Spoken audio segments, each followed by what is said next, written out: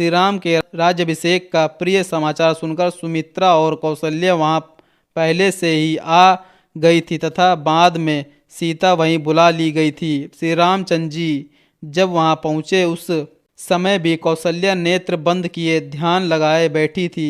सुमित्रा, सीता तथा लक्ष्मण उनकी सेवा में खड़े थे। पुष्य नक्षत्र में योग में पुत्र के युवराज पद पर अभिषिक्त होने की बात सुनकर वे उसकी मंगल कामना से प्राणायाम के द्वारा नारायण का ध्यान कर रही थी। इस प्रकार नियम में लगी हुई माता के निकट उसी अवस्था में जाकर श्री राम ने उनको प्रणाम किया और उन्हें हर्ष प्रदान करते हुए ये श्रेष्ठ बात कही। माँ, पिताजी ने मुझे प्रजा पालन के कर्म में नियुक्त किया है। कल मेरा अभिषेक होगा। जैसा कि मेरे लिए पिताजी का आदेश है उसके अनुसार सीता को भी मेरे साथ इस रात में उपवास करना होगा। उपाध्यायों ने ऐसी बात कही थी जिसे पिताजी ने मुझसे कह दी है। अतः कल होने वाले अभिषेक के निमित्त से आज मेरे और सीता के लिए जो जो मंगल कार्य आवश्यक हो वे सब कराओ।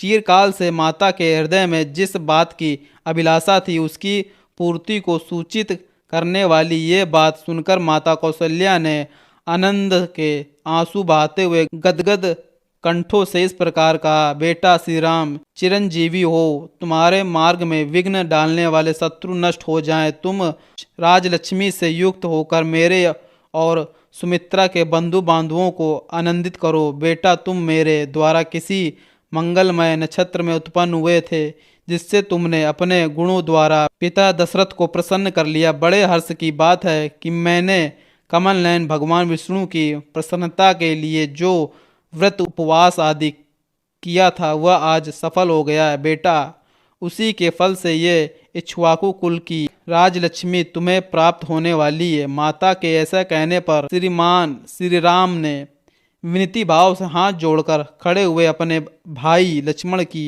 ओर देखकर मुस्कुराते हुए से कहा, लक्ष्मण, तुम मेरे साथ इस पृथ्वी के राज्य का शासन पालन करो। तुम मेरे द्वितीय अंतरात्मा हो। ये राजलक्ष्मी तुम्ही को प्राप्त हो रही है। सुमित्रा नंदन, तुम अभीष्ट भोगो और राजा के ज्येष्ठ फलों का उपभोग करो। तुम्हारे लिए ही मैं इस जीवन तथा राज्य की अभिलाषा करता हूँ। लक्ष्मण से ऐसा कहकर श्री राम ने दोनों माताओं को प्रणाम किया और सीता को भी साथ चलने की आज्ञा दिलाकर वे उनको लिए हुए अपने महल में चल दिए।